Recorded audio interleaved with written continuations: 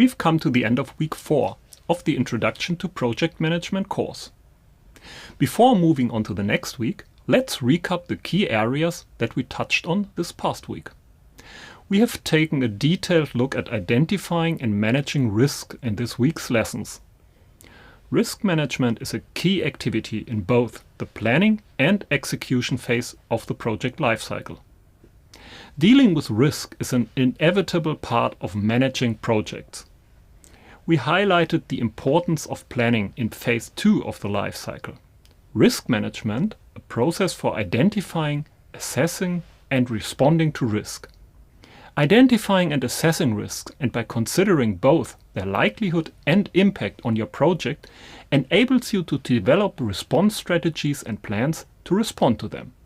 The benefit of having a risk management process is to regularly review your project progress and to proactively identify possible risks and responses before they occur. Through the review of a couple of scenarios, we also observed that depending on the context, the type of risks will vary for different projects.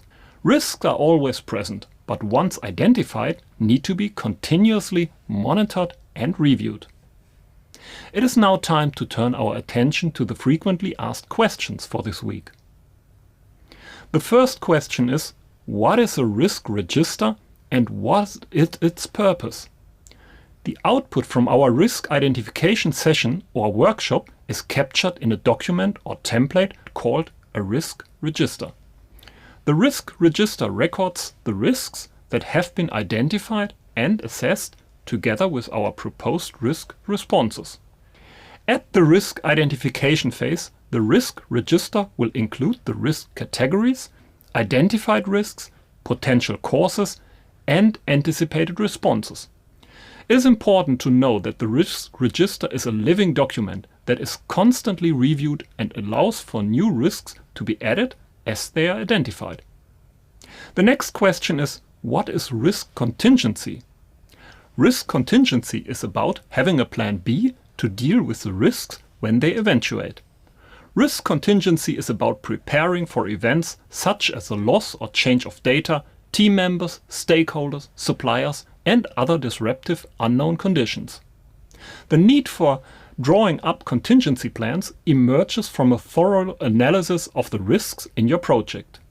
The final question for this week is, what is residual risk? Risk response actions do not only occur when a risk eventuates. In most cases, your responses are preventative measures that are taken as soon as you identify the risk. At this point, you may revisit your risk register to assess the status of a risk once the preventative or mitigating actions are complete. Any risk that still remains thereafter is known as residual risk. To finish then, let's take a minute to prepare you for the next week lessons. Week 5 will focus on leading a team and engaging stakeholders in the execution phase of the project lifecycle. The manner in which you lead, communicate and engage with others will impact the successful project completion. The key questions we will be exploring next week are: who are your team members? Who are your internal and external stakeholders? How do you engage with stakeholders? What skills do you require to lead a team?